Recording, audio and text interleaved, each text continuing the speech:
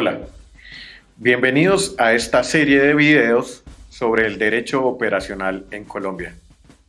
un proyecto desarrollado por el Observatorio de Derecho Operacional de la Escuela Militar de Cadetes General José María Córdoba. En nuestro video anterior estuvimos hablando acerca del concepto de lo que hoy conocemos como derecho operacional, una nueva categoría taxonómica del derecho, y desarrollando criterios específicos acerca de los marcos jurídicos sobre los que hoy se desarrollan las operaciones militares. Hablamos allí de la existencia de dos marcos específicamente, uno el marco del derecho internacional humanitario y otro el marco del derecho internacional de los derechos humanos. Decíamos en este video que el marco del derecho internacional humanitario era aplicable a las operaciones militares hoy por hoy en Colombia bajo la existencia de una situación de conflicto armado de carácter no internacional. Sin embargo, para muchas personas no es claro si hoy existe o no un conflicto armado de carácter no internacional. Este video tiene por objeto precisar entonces los detalles de orden jurídico sobre los cuales entendemos por qué existe un conflicto armado de carácter no internacional en Colombia. Comencemos entonces con este video que, reitero, tiene por objeto determinar la existencia de un conflicto armado de carácter no internacional en Colombia. Para empezar, es necesario remitirnos a los diferentes convenios, tratados internacionales que nos definen o nos señalan criterios sobre lo que entendemos como un conflicto armado de carácter no internacional. Y para ello, en primera medida, debemos remitirnos al artículo número 3 común a los 4 convenios de Ginebra que el Estado colombiano ha firmado y ratificado y que hacen parte del bloque de constitucionalidad, es decir, hacen parte de las normas que el Estado colombiano debe cumplir. Este artículo número 3 común a los 4 convenios de Ginebra señala que existen una serie de conflictos que se presentan al interior del territorio de los estados y que en ese sentido debe aplicarse una serie de normas que han sido dispuestas para que sean cumplidas por las partes en conflicto. Sin embargo, estos criterios no son tan claros, es un solo artículo dentro de los varios artículos contenidos en los convenios, en los 4 convenios de Ginebra,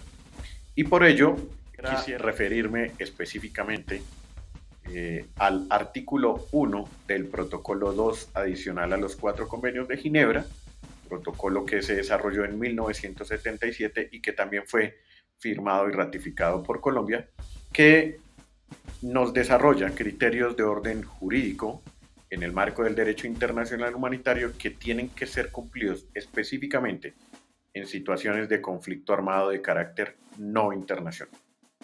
Y de hecho, el artículo número 1 nos define qué es un conflicto armado de carácter no internacional. De manera general, el artículo 1 dice que el conflicto armado de carácter no internacional es aquel que se desarrolla dentro del territorio de un Estado que ha firmado el protocolo. ¿Entre quiénes? Entre sus Fuerzas Armadas o Fuerzas Armadas disidentes o entre las Fuerzas Armadas y grupos armados organizados. Pero aquí hay que destacar que la norma nos dice que no cualquiera es un grupo armado organizado, sino que para considerar un grupo armado organizado se deben tener en cuenta algunos criterios. El primero de ellos, que se cuente con la dirección de un mando responsable y que ejerzan sobre una parte de dicho territorio un control tal que les permita realizar operaciones militares sostenidas y concertadas y también aplicar las normas del derecho internacional humanitario. Si bien es cierto, esta definición ya nos da un poco más de claridad sobre lo que es un conflicto armado, pareciera que nos desarrollara aspectos muy subjetivos y algunos autores, y hay muchos debates acerca si efectivamente los grupos armados, por ejemplo, controlan una parte del territorio tal que les permita desarrollar operaciones militares sostenidas y concertadas. Algunos señalan que sí, otros que no, no tienen un propio territorio definido, y mucho menos sobre la aplicación de las normas del derecho internacional humanitario, porque es cierto, a todas luces, las flagrantes violaciones al derecho internacional humanitario por parte de los grupos armados. Entonces, ¿qué hacer al respecto? ¿Cómo entender si en efecto existe o no un conflicto armado de carácter no internacional en Colombia? Toda vez que hemos visto que sí tenemos una definición, pero parece que esta definición no es tan clara. En ese sentido, los operadores de justicia, las autoridades que desarrollan las normas en Colombia y que tienen que aplicarlas, pues han desarrollado una serie de criterios provenientes de la jurisprudencia internacional. Es decir, cuando los jueces no encuentran, los magistrados no encuentran dentro de las diferentes normas criterios específicos que les permitan dar una solución a la situación,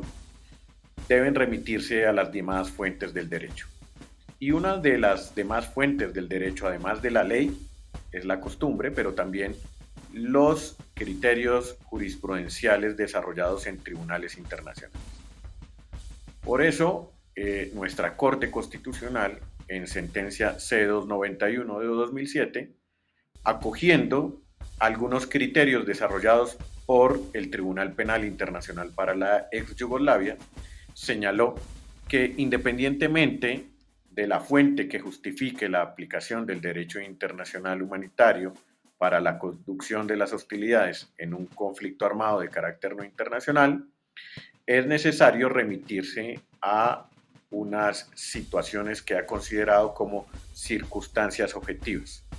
no tan subjetivas como las que nos presenta el artículo 1 del protocolo 2, sino unas circunstancias objetivas, reitero, que han sido desarrollados en el marco de la jurisprudencia, como lo son el nivel de organización y el nivel de intensidad de la violencia. Con estos dos criterios encontramos entonces que vamos tras la búsqueda de una explicación mucho más objetiva, una aclaración más objetiva sobre si existe o no un conflicto armado de carácter no internacional en Colombia. Bien, reitero, estos criterios fueron desarrollados por el Tribunal Penal Internacional para la ex Yugoslavia en el marco del conflicto de los Balcanes, que sucede a partir de 1991 hasta inclusive los primeros años, la primera década del 2000. Y este tribunal, para poder definir las normas aplicables y tratar de investigar y condenar a los máximos responsables por lo que ocurrió en este conflicto, tienen como tarea tratar de identificar si lo que ocurrió allí,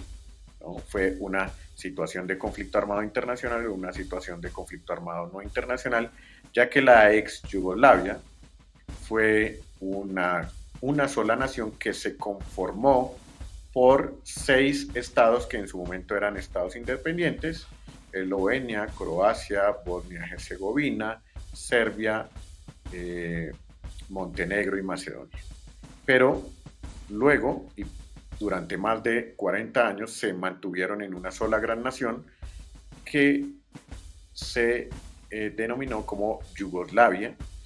y cuando empiezan los conflictos para separarse estos estados, entonces hay una discusión sobre si lo que ocurrió allí fue una situación de conflicto armado internacional o no internacional.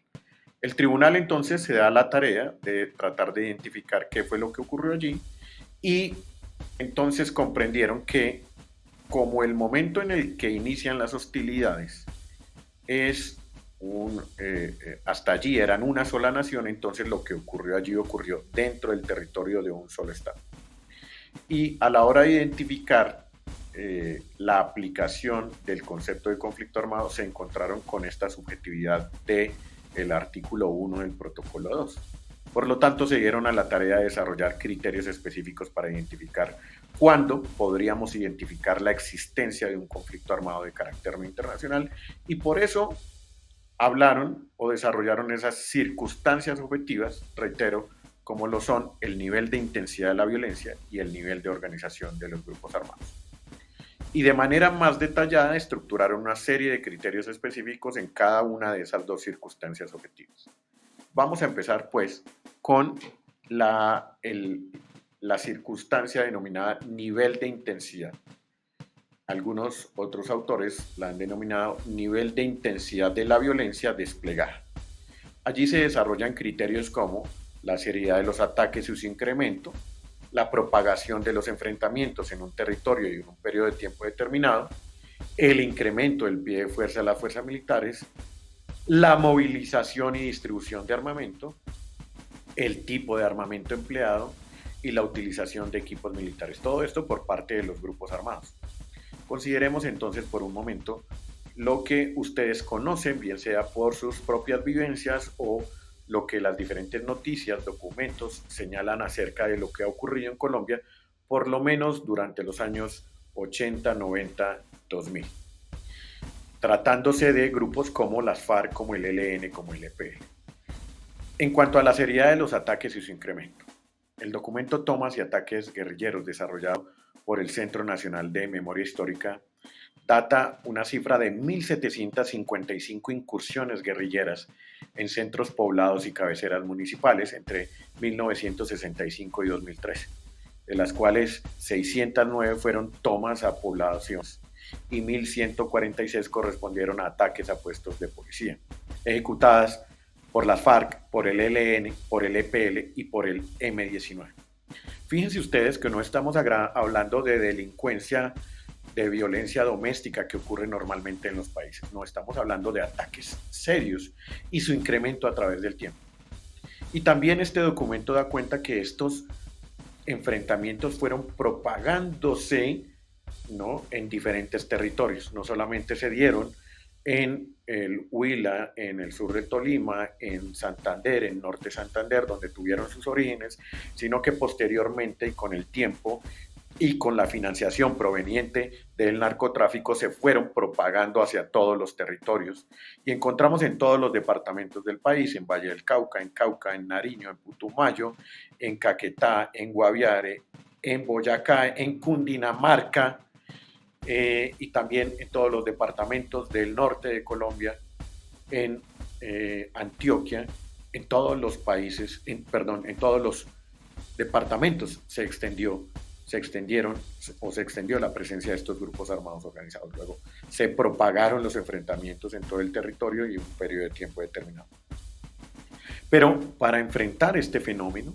también tuvo que crecer el pie de fuerza de las fuerzas militares y por eso vimos a partir del año 2000 un crecimiento de los miembros de las fuerzas militares que pasaron a ser de 100.000 hasta más de 350.000 en el año 2004. Cuando hablamos de la movilización y distribución de armamento, damos cuenta del armamento que posee en estos grupos armados,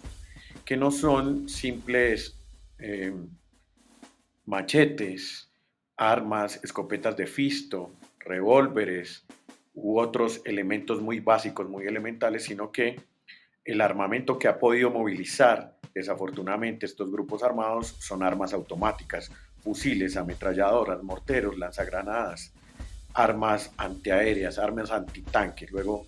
este armamento, el tipo de armamento sofisticado, permite comprender que no estamos frente a una delincuencia normal, sino que estamos frente a una situación de intensidad en la violencia muy elevada. Y la utilización de equipos militares como radios, como elementos de campaña, como computadores, posicionadores y otros elementos que emplean hoy por hoy los grupos armados, dan cuenta que emplean equipos militares. Por lo tanto, haciendo este análisis del nivel de intensidad de la violencia, comprendemos que se cumpliría entonces con la primera de las circunstancias objetivas, nivel de intensidad de la violencia. Nos quedaría entonces analizar el segundo o la segunda circunstancia objetiva, la cual es el nivel de organización de los grupos armados.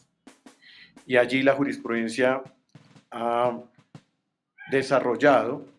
criterios como la existencia de una estructura de mando dentro de los grupos armados organizados,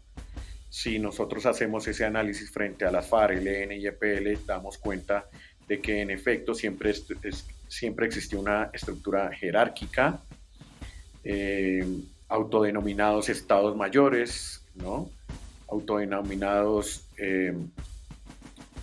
grupos directivos encargados de dirigir, de dar órdenes, de difundir regulaciones internas, de organizar el armamento e inclusive de dar la autorización para llevar a cabo sus acciones, sus acciones militares, obviamente que están en el marco de la ilegalidad, pero también las instrucciones de llevar a cabo esas operaciones, la capacidad de comando y control, de coordinar y de controlar a sus miembros